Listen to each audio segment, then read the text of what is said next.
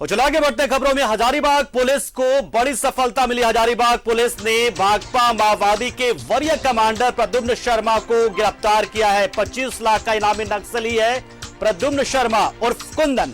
Hazaribagh police और CRPF के joint अभियान में सफलता मिली है। चौपारण थाना क्षेत्र के पोठो डुमरी जंगल में यह गिरफ्तारी हुई है। 90 से अधिक कांडों में ये वांछित है।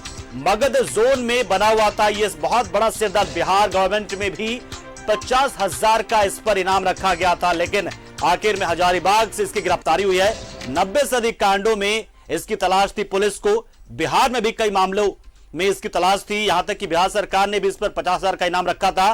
तो बड़ी खबर इस वक्त की आ रही है, हजारीबाग पुलिस को एक बड़ी सफलता मिली है। एक्सक्लूसिव तस्वीर हम आपको दिखा रहे हैं। प्रद्युम्न शर्मा, जिसे हजारीबाग में गिरफ्तार किया गया है, हजारीबाग पुलिस ने गिरफ्तार किया है।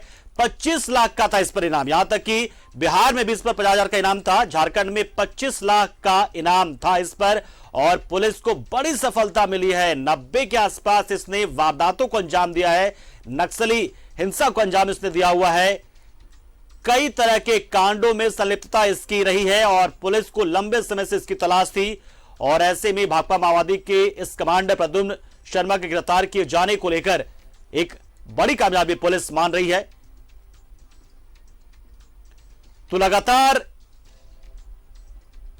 जो है नक्सलियों के खिलाफ जो पुलिस की रणनीति है वो कारगर साबित हो रही है। कई बड़े नक्सली, कई बड़े इनाम वाले नक्सली पुलिस के रडार पर रहे हैं, सुरक्षा बलों के रडार पर हैं। और एक के बाद एक देख किस तरीके से सबकी गिरफ्तारियां भी हो रही हैं।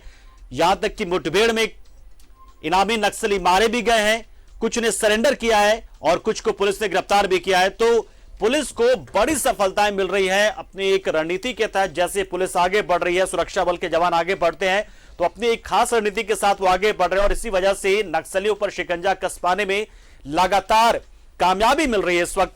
और इसी कड़ी में प्रद्युम्न शर्मा नाम के भाकपा माओवादी के एक नक्सली को गिरफ्तार किया गया है हजारीबाग में। ये भाकपा माओवादियों का सैक मेंबर है, जिसके ऊपर झारखंड सरकार द्वारा 25 लाख का इनाम रखा गया है। बिहार सरकार का भी इनके ऊपर 50,000 रुपए का इनाम है। ये एक बहुत बड़े और शीर्ष नेताओं में से एक आते हैं सीपीआई माओइज्म के। ये हमारा ये मानना है कि ये ईस्टर्न रीजनल ब्यूरो का एक महत्वपूर्ण नेता है और ईआरबी के जितने सारे महत्वपूर्ण नेता है इनके सबसे पर्सनली ये टच में रहते थे। अरविंद जी हो गए जो अभी जिनका 3-4 साल पहले निधन हो गया, उनके टच में ये थे। किशन दा हो गए, उनके अतिरिक्त जितने भी सीसी और पीबी मेंबर्स थे उनके ये टच में हमेशा रहते थे। और संगठन का विस्तार के दिशा में इनका एक अहम रोल रहा है। 1996 से ये सीपीआई माओइस्ट कम्युनिस्ट जो ये मूवमेंट है इसमें शामिल हुए थे। उस समय में एमसीसी और पीडब्ल्यूजी हुआ करता था। 2004 के बाद ये विलय होने के बाद सीपीआई माओइस्ट हो गया था। ये गिरफ्तारी प्रद्युम्न शर्मा का होने के पश्चात मेरा ये मानना है कि मगध जोन जो माओवादियों के लिए काफी इम्पोर्टेंट जोन रहा है, उसका अब अस्तित्व करीब करीब खत्म हो जाना चाहिए, क्योंकि ये सबसे बड़ा नेता इनका गिरफ्तार हो गया है। इससे न सिर्फ माओवादियों का मनोबल गिरेगा बल्कि उनका आर्थिक तंत्र भी।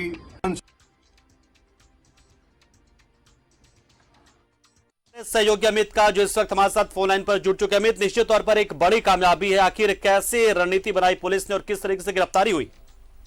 बिल्कुल, बहुत बड़ी सफलता कह सकते हैं। खासतौर पर लंबे समय से झारखंड सरकार ही नहीं, बिहार सरकार के लिए भी सिरदर्द बना हुआ ये नक्सली प्रद्युम्न शर्मा और कुंदन, जो जहानाबाद बिहार का रहने वाला है, जिसका एक हाथ भी नहीं है, वो हाथ राइट हैंड उसका ब्लास्ट हो गया था। और तकरीबन 90 के आसपास के मामले अभी फिलहाल पुलिस के पास जैसा जानकारी मिल रहा है कि 90 कुल मामले बिहार झारखंड में यहाँ पर लंबित रहे हैं। इसके वांछित रहा है इस पूरे 90 मामले में। और कह सकते हैं कि इतना बड़ा कुख्यात अपराधी रहा, इसे थिंक टैंक भी माना जाता है और नक्सली कमांडर है। और जिस तरीके से हजारीबाग पुलिस और सीआरपीएफ की टीम ने ज्वाइंट एक रणनीति बनाई और जंगल में जिस तरीके से सूचना मिली है, यहाँ पर पाथो डूमर जंगल है, चौपारण का इलाका, हजारीबाग चौपारण का इलाका जो गया जिले से सट्टा कहीं ना कहीं बिहार झारखंड के आसपास का बॉर्डर रहा है। और जिस तरीके से हजारीबाग पुलिस कप्तान को ये सफलता मिली और उन्होंने जिस तरीके से बताया कि किस तरीके से वो